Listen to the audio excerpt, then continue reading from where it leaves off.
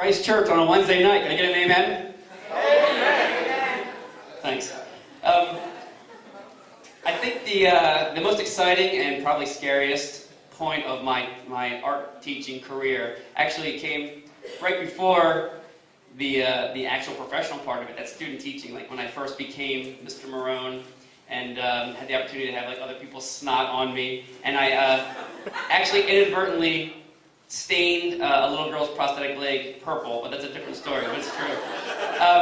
So I grew a lot. I mean, it was a meaningful experience. And one of the first days when you first get there, before you start teaching your own lessons, your job is basically just kind of walk around the class, get to know the kids, watch the cooperating teacher in action. And on one particular day, the cooperating teacher said, hey, keep an eye, maybe you can help me out, keep an eye on this kid named Kenneth, second grade class.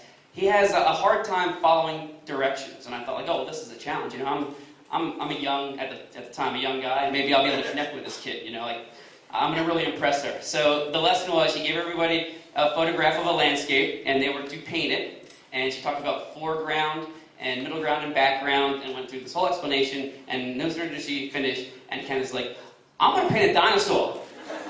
And so I walked over and said, hey, bud, what we're doing here is we're actually going to be painting what we see in this photograph. So, you know, look at the foreground, look at the middle ground, look at the background. There's no dinosaur there. So, I like dinosaurs too, but just do the best you can to just paint what you see. That's rendering. And I felt good about that, and I took a step or two. And he said, Mr. Malone, what if I paint like a dinosaur like just in the background?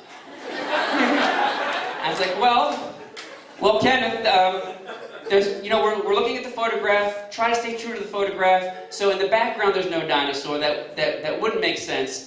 Maybe on another lesson, we'll do something with dinosaurs. But this one, just paint what you see. And he seemed to get it.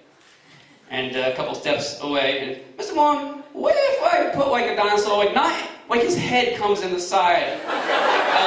Like you can't see like his body, but his head comes inside. I was like, well, Kenneth, I don't think we can have any dinosaur in this picture because this is rendering. We're looking at the photograph, and we talked about foreground and middle ground and background. And he made a face like, okay. So I walked more than a few steps away, and I actually got a chance to work with some other students. And I assumed that things were going well. And then just from across the room, I hear an exclamation is, what if we accidentally put a dinosaur in our painting? And I went over, and sure enough, there was like a brontosaurus. There was like this giant dinosaur right in the middle of it. And I remember feeling discouraged, but the look on his face, he was so proud, you know. He is so pleased with himself and so proud.